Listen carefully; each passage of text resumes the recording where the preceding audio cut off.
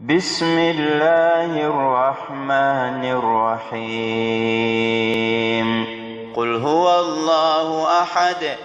سورة الإخلاص الله سبحانه وتعالى يجسانجينا آية نيا آية نيريغا بابا ورب أباري وبدو والنبي صلى الله عليه وسلم أبتكي زبكواتا غراني الله كبانغا بامبوزاني بامغامبا أنسب لنا ربك abatakiriza abaali basinza amasanamu bagamba nabbi Muhammadi nti twagala nnyo otubuulire ensibuko ya Katonda wo bakadde be bajja batya. Sifuhu lana mutulombojjere ng'olanya mutabani wa gundi muzzukulu wa gundi agwa mu kasolya gundi twagala otubuulire nga babirowooza nti biringa bino ebyaffe bye tutambulira mu bulamu bw'ensi.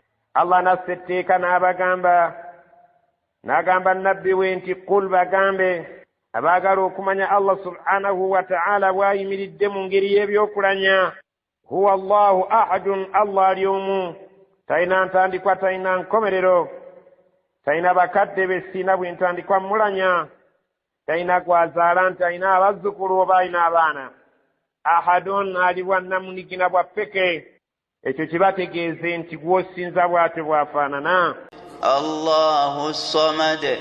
Allahu Samad, Allah yayimiriddewo okumala ebyetaago by'ebitonde byonna bye mumanyi ne bye mutamanyi, so nga ate ye talina bwetaavu bwonna eri bitonde ebyo okuggyako okubeera nti bye birina obwetaavu gy'ali. Lam yalid wa lam yulad. Lam yalid, teyazaala mwana yenna, era bw'owulira ng'akyogedde ng'omanya nti amujweteseeko obulimba, kubanga bw'otegeera omwana osobola bulungi okutegeera empisa za mukadde we, omwana negatiivu ya taata. Ng'omuganda bw'agamba nti omuze gufiira ku mugumba, bw'otegeera omwana gw'azadde omuntu otegeera bulungi ezimu ku mpisa za mukadde we. Allah lam yalid, talina mwana gwe yali azadde.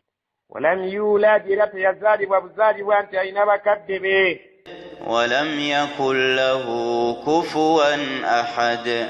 Walam yakun lahu kufuwan ahadun, era talina kintu kyonna kiyinza kumufaanana, oba gwe kyonna ky'owulira ekyoyinza okulowooza nti bw'afaanana takifaanana, wabula abategeeze abatakkiriza nabiyuna Muhammad sallallahu alaihi wasallama ti Allah talina kimufaanana mu biriwo by'omanyi ne by'otamanyi, bye wali olabyeko ne by'otalabangako, bye wali owuliddeko ne by'otawulirangako. Laisa kamithlihi shay'un, talina kifaananyi kye ky'oyinza okugamba nti waliyo ekintu gundi kyonna kyafaanana.